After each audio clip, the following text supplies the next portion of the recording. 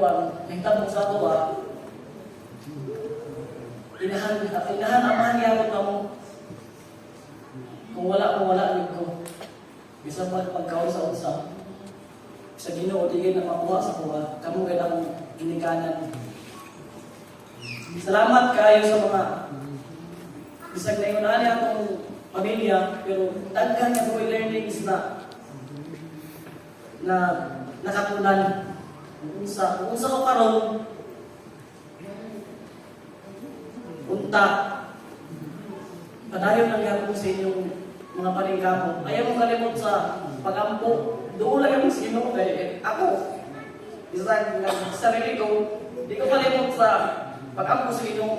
Kung sa'yo ang nakasawa karon, ako rin haguan, pero ang Ginoo. Ayaw yung talikbi kay dili kay kabalong dili ta ina nakalisudong. Ako nasakri na kailan ako.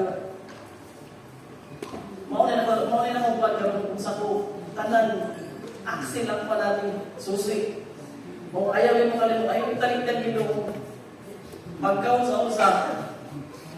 Isang paglamong ka ng pamilya, pero nagkuha mong anak na kami ka mga sulid. Una-una kung ay suon. Wala, puros kita sila sulid.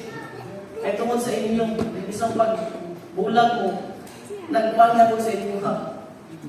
Nagtanaw nga kami sa ginikanan. Balik sa Ginoo ayaw dili kay ingon nga ingonani ang kahintang niani paginti. Dati isog kayo kay isog ko tungkol ko sa inyo nga nagalisod ko. Pero ang Ginoo na wala gyud masakdan akong kuan kinabuhi kung sa naa sa kuha. Ako na iyaw sa Ginoo. Dili sa iyong madala ako ng kuwan. Bahala. Dili ko yung nali ka adunahan. Basta isalig hamon mo tara sa Ginoo. Salamat kayo. Wala mo na mali sa pagpadako sa mga. Unta. Dili ka magkuhan sa mga malaing na kami naglahi-lahi na.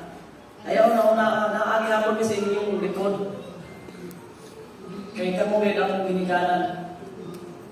Ayaw ka malangka na alagay may mga wala. Nadugang ang pag-isa ay dunya. Ana lang, saling lang yung sinong kung oras ng sutin. Wala pa yung kahatag na gusto niya. Ang Ginoo rin yun. Ayaw yung tanipin.